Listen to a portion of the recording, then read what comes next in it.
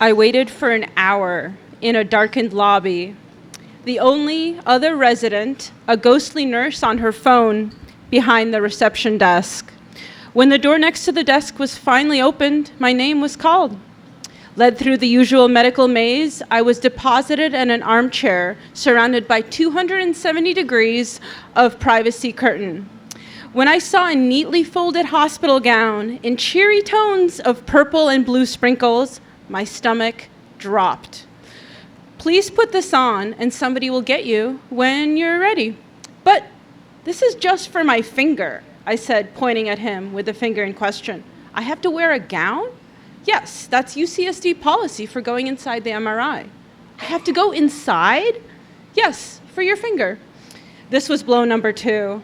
Like my body knew it didn't want to put on a hospital gown, it knew it didn't want to go into the tube. I have only vague memories of my last trip inside an MRI machine. The nurse took advantage of my silence to draw the curtain and trap me with a chair and the gown. I tried to focus on the present. This was MRI number 2 for a finger that experienced 3 x-rays and 4 years of medical gaslighting. Despite excruciating pain and a nail that looked weirder every year, I struggled to convince anyone that there was a problem. Maybe because I'm a woman who uses a wheelchair. I know you have a lot of other stuff going on. I didn't, actually. My spinal cord injury was 10 years ago, and I had settled into what's called the new normal. I had adapted to a new body with new limitations. I had gone to therapy, talked it through, and processed the trauma. Or so I thought. My life felt well managed, good even, except for the persistent nerve pain. Not only was my finger excruciatingly painful and sensitive to the slightest touch, it had recently started pulsing without any provocation. I had days where waves of electric pain would shoot from the nail bed to the first knuckle and back, keeping me awake for hours or driving me to distraction at work. Despite this, the x-ray didn't show a thing. And the first MRI, which was done with just my hand going into a small and non-threatening tube, didn't pick up a tumor, which is what I suspected I had based on my symptoms and Dr. Google. So I persisted in bothering my doctors. I was next referred to dermatology, another wait, another appointment and referral, another wait. Derm sent me back to orthopedics for more imaging. It was a closed loop, a medical treadmill that uses copays as energy and just spun me in place. Will this second, more serious MRI show anything? What is my path forward if I refuse the hospital gown and escape through the curtain walls back to a beautiful, sunlit San Diego evening? My finger chose this time to send a very clear signal to my brain. In the dialogue between fear and pain made the more compelling argument.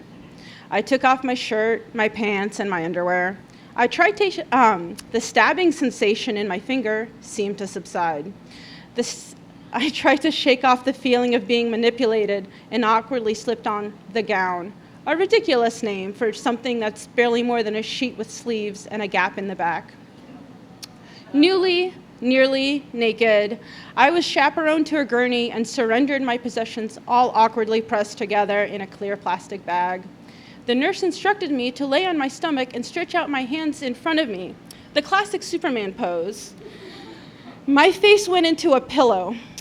Don't move your arms. In that position, I couldn't move my legs either. Somebody put an IV in my left arm, and a weird plastic clamshell went around my right hand and the finger of interest. It'll be about 45 minutes. We'll first take images without contrast, then start the IV and take the series again with.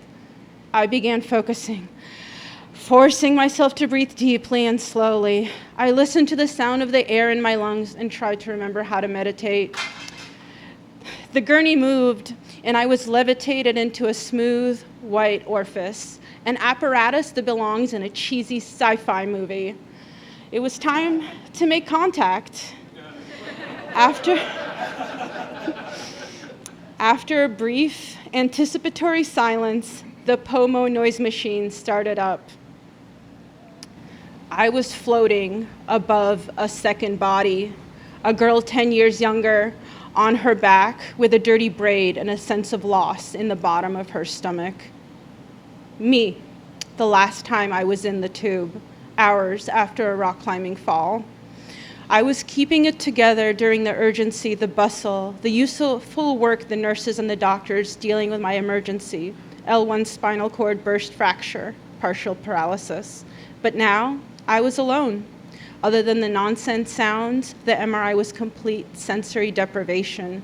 I didn't have to answer questions or manage the situation. I didn't have anything to do. I remember silently crying into the white, sterile space and knowing fully this was serious. I had fucked up. I used all 45 minutes of medical imaging to think about the consequences of my actions.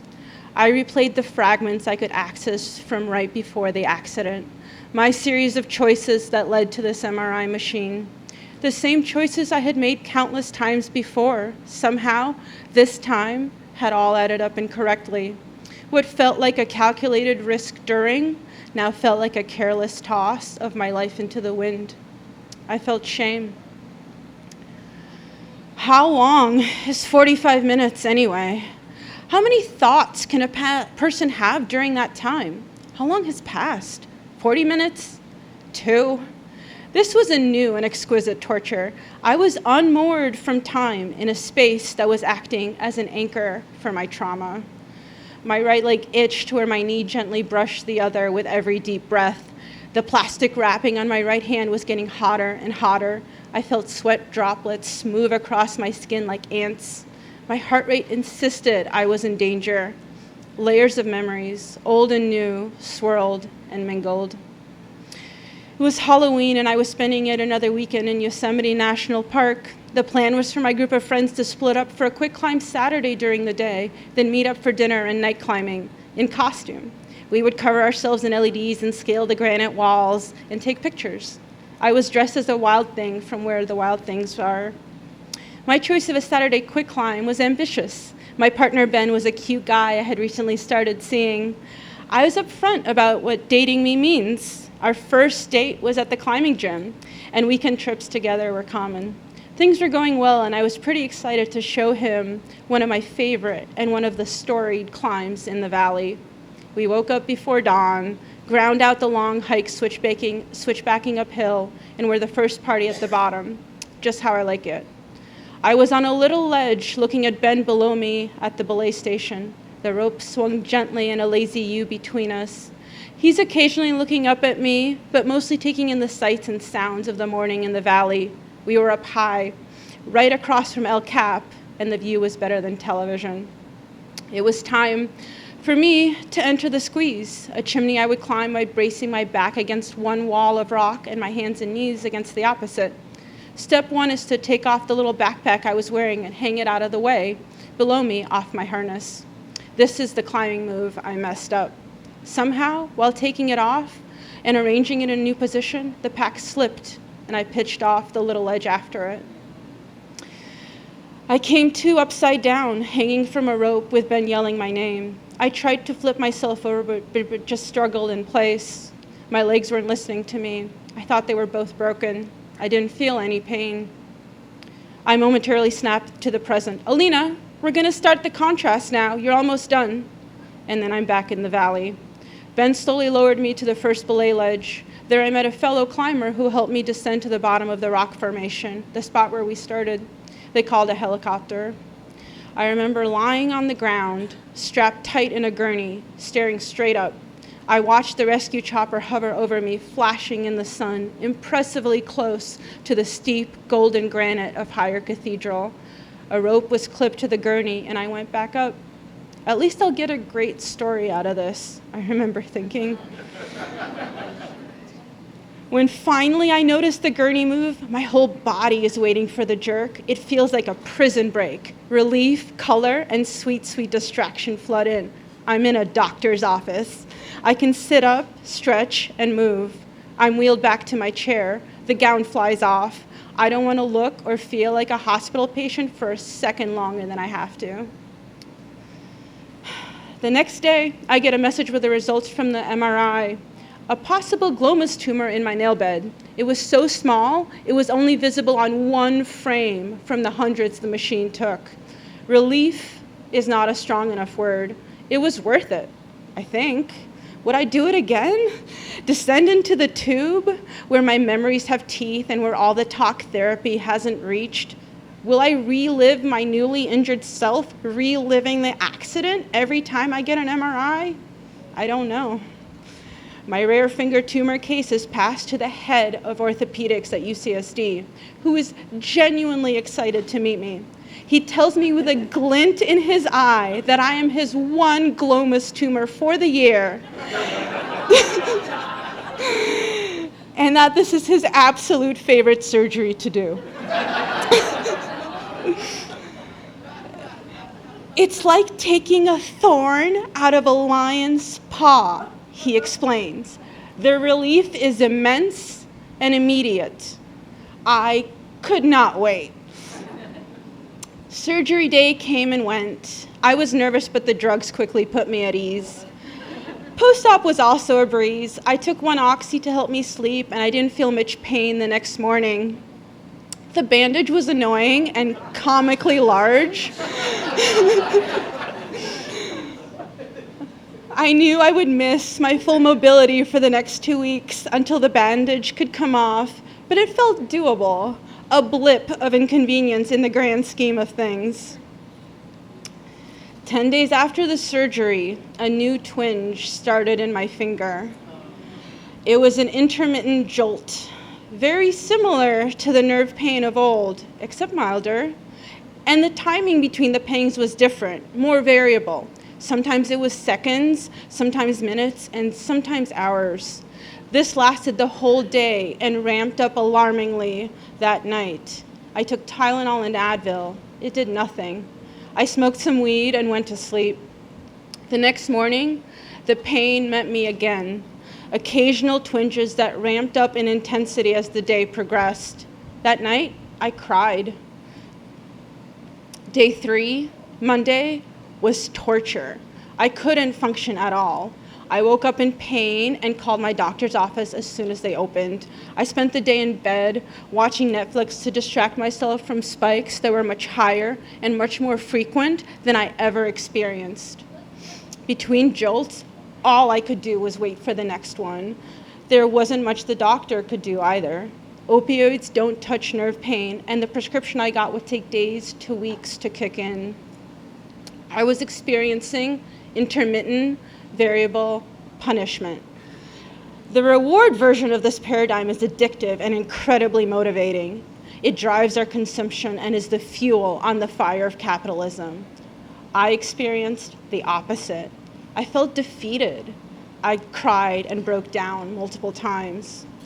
I wanted this story to be over. I was so tired of having interesting things happen to me. The mismatch between my expectations set by the surgeon and reality was absolutely brutal. Pain constricted my world. I was left with my bed, the fuzzy film of THC over my brain, and an endless attempt at distraction. My thoughts circled dark places. What if I had to live like this for the rest of my life? Could I do it? I wasn't sure. I've seen how wonderfully adaptable humans are through being a member of the disability community. Before I got injured, I thought becoming a wheelchair user would be the end of my world. Now I know better. But where was the limit of what we can abide? Where was my limit? Another day slowly passed. On day 5, I thought the spikes were maybe, possibly, less. As the pain eased, my world started to expand. I began venturing into the kitchen. I read outside in the backyard. I joined my partner for dinner. On Friday, I finally took a shower. That first shower after a sickness is a religious experience. I stayed in forever and let the water wash away as much of the darkness, the sadness, the grief as it could. The pain in my finger is gone. It went away completely. I'm still scared of MRI machines and hate hospitals. The whole ordeal was a perfect illustration for me that healing isn't linear. I thought I had processed the trauma, but then a new context flipped a switch, and suddenly I'm fighting the fight all over again. I had to experience my fall and grieve again in that stupid white tube. I had to let go of my expectations and bear 5 days of agony that made no sense on a logical progression from hurt to well. 2 steps forward, 3 steps back, and 1 to the left. Fuck progress bars. We're not walking a line towards better. It's more like a dance. And I just hope to keep moving however I can.